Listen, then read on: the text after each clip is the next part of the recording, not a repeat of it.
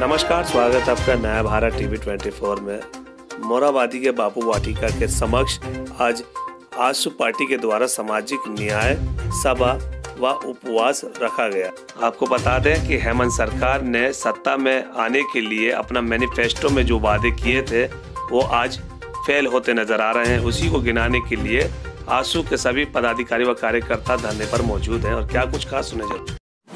ज्ञान जी, आज आप बापू वाटिका मोराबादी के समक्ष और ओबीसी महासभा को लेकर के आज उपवास में बैठे हुए हैं, क्या कुछ कहना चाहेंगे? देखिए, झारखंड की जो ये सरकार है, इसने वादा किया था कि जब पहली बार झारखंड का हमारा सरकार बनेगा, आप हमें वोट दो, और जब हमारा सरकार बनेगा तो हम पहले कैबिनेट के बैठक में 27% का आरक्षण देंगे।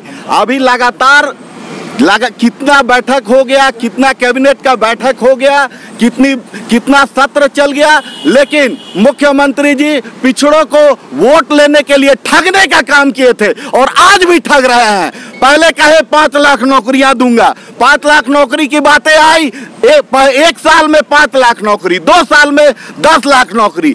अब जब दूसरा साल पूरा होने लगा तो बोले नियुक्ति वर्ष होगा, नियुक्ति वर्ष होगा आप कह रहे हैं। तो आपने ये भी कहा था मुख्यमंत्री महोदय कि मैं पहले कैबिनेट के बैठक में 32 के खतियान को लागू करूंगा। तो आपने स्थानीय नीति, नियोजन नीति क्लियर किया ही नहीं और आप कह रहे हैं मैं नौकरियां दूंगा। तो आप नौकरी किसको देंगे, पहले जरा ये तो क्लियर करके बताइए। 27% आरक्षण की बात आपने कही थी, जब पूरे देश में राष्ट्रीय स्तर पर 27% का आरक्षण केंद्रीय सरकार ने दे रखा है। सारे प्रदेशों में 27% का आरक्षण है, तो आपको यहाँ पर 27% देने में क्यों दर्द हो रहा है? पिछड़ों को क्यों छलने का काम कर रहे हैं, पिछड़ों को क्यों ठगने का काम कर रहे हैं? वोट लेते समय कहते हैं 27% दूंगा और जब समय आता है, जब काम निकल गया तो आप बोलते हैं मतलब निकल गया तो पहचानते नहीं। ये बात मैं मुख्यमंत्री जी को आपके माध्यम से कहना चाहता हूँ, क्योंकि सरकार ने खुद ही कहा था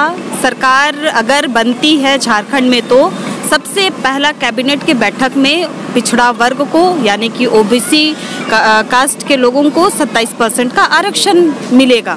लेकिन आज वो पहली बैठक क्या, आज सरकार की 2 साल पूरे होने जा रहे हैं, लेकिन इस ओर में कभी उन्होंने पहल तक नहीं किया है। सर, क्या कुछ कहेंगे? आज उपवास में आजसू पार्टी के सभी कार्यकर्ता पदाधिकारी बैठे हुए हैं। उपवास में इसलिए भी बैठना पड़ा ना सर, क्योंकि सरकार के पास तो नौकरी है नहीं, और नौकरी नहीं है तो खाना कहाँ से खाएंगे हम लोग। इसलिए उपवास के माध्यम से हम लोग बताना चाहते हैं ये सरकार अंधी बहरी हो गई है, सो गई है, वो ट्रांसफ़र पोस्टिंग में बिजी है।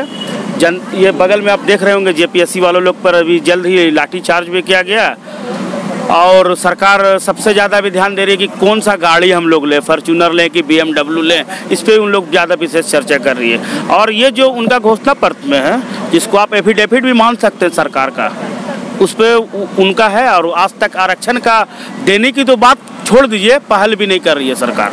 अच्छा, एक बात बताइए हमको, इतना अच्छा काम कर रही है हेमंत सरकार, तब भी आप उसका विरोध कर रहे हैं? नहीं, विरोध नहीं कर रहे हैं। तो हिम्मत है ना? नहीं, अब हम लोग विरोध नहीं, आप फिर गलत जा रहे हैं। हम लोग विरोध नहीं कर रहे हैं, हम लोग उसका घोषणा पत्र में जो वो घोषणा किए थे कि पहली कैबिनेट में हम लोग 27% आरक्षण देंगे, बस हम लोग उन्हीं को याद दिला रहे हैं। हम लोग कुछ उनसे एक्स्ट्रा नहीं मांग रहे, वो जो आप बोले वही चाहिए।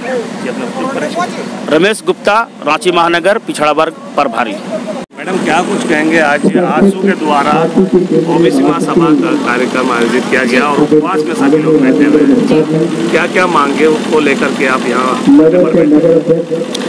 आज आजसू पार्टी की ओर से ये जो हम लोगों का 1 दिवसीय उपवास का धरना दे रहे हैं, ये सिर्फ ना कि रांची में बल्कि 260 प्रखंडों में एक साथ ये धरना दिया जा रहा है। और इस धरना का मुख्य उद्देश्य 27% आरक्षण के मामले को लेकर है, क्योंकि विगत कुछ महीनों पहले हम आजसू पार्टी के लोगों ने जितने भी जिले हैं, सभी जिलों से 260 प्रखंड से हम लोगों ने 10 लाख स्मरण पत्र के माध्यम से सरकार को यह स्मरण दिलाने का कोशिश किया था कि उन्होंने 27% आरक्षण का जो मामला है वो उनको पूरा कर देना चाहिए अब, क्योंकि वो सत्ता में है और ये वादा उनका ही था, उनके इलेक्शन मैनिफेस्टो में ये वादा किया गया था।